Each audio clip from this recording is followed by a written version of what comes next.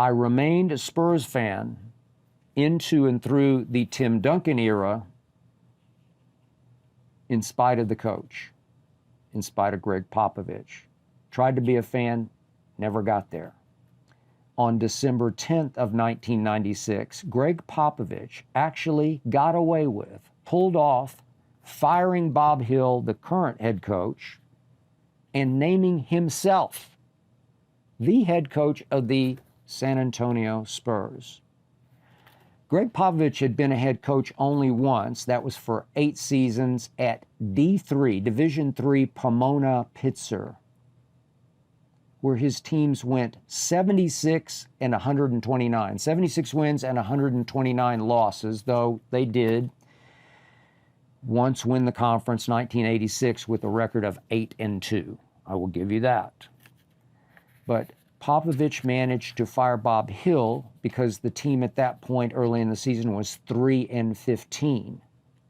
And did Gregg Popovich ever get the break of his career? Because David Robinson got hurt and missed the rest of that season. Sean Elliott got hurt, gone. Chuck Person got hurt and was gone. Dominique Wilkins was on his last legs. And on that first Popovich coached San Antonio Spurs team, the final record was 20-62. Yet he had plenty of injury excuses. He was a very close friend of the owner, and all of a sudden into Pop's lap fell the #1 pick in the draft, which the Spurs correctly used on a player who had stayed all 4 years at Wake Forest, a guy named, pretty boringly, Tim Duncan. Had a kind of name that fit exactly the way he played basketball, boringly. Tim Duncan was about to make Gregg Popovich just the way Tom Brady made Bill Belichick. Tim Duncan did become the most boring superstar ever, but was he ever a superstar, a top 10 all-time player? He also very quietly became, according to my Spurs sources, what they believed was the greatest leader in NBA history. A locker room force that allowed the Spurs to deal with Popovich's prickly personality and his volatile mood swings. I'll give Pop this. He did make one brilliant move thereafter. He elevated R.C. Buford from scout to GM, and R.C. did for Popovich what Gil Brandt did for Tom Landry and my Dallas Cowboys.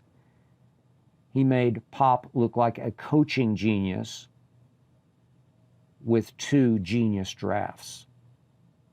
R.C. Buford took a French point guard named Tony Parker with the last pick in the first round in 2001. That after he had taken some guy named Manu Ginobili from Argentina with the second to last pick in the second round back in 1999. 2 genius moves. So by 2013, Gregg Popovich was coaching not 1, 2, or 3, 4 future Hall of Famers. Slowly but surely, Popovich lost me as a fan.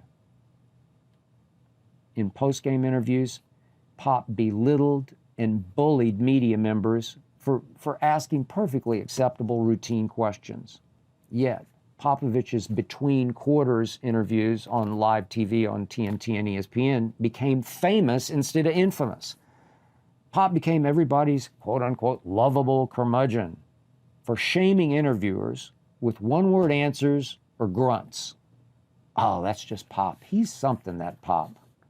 Yet again and again, Popovich said, when Tim Duncan walks out that door, I'll be right behind him. That played great for Spurs fans, for the national media. Duncan and Pop joined at the hip. Like son, like father, till death do them part. Tim Duncan walked out that door after the 2016 season. Now, 7 years later, Gregg Popovich is still coaching the Spurs with no reported end in sight.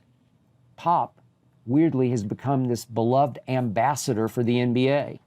Every game now ends, most of them losses, with Pop hugging the other coaches and the stars on the other team. This always drove me nuts when the Spurs were great because I didn't want to see my coach hugging rival stars like LeBron. I didn't want to see that kind of fraternizing. This was Pop at his shrewdest. He knew even this past year that when the game ended, the cameras immediately went straight to him, hugging the opposition. Oh, how he loves the love me spotlight. I'm sorry, but I never could love the coach the way I loved my Spurs. I hope you enjoyed that video. You ready for more?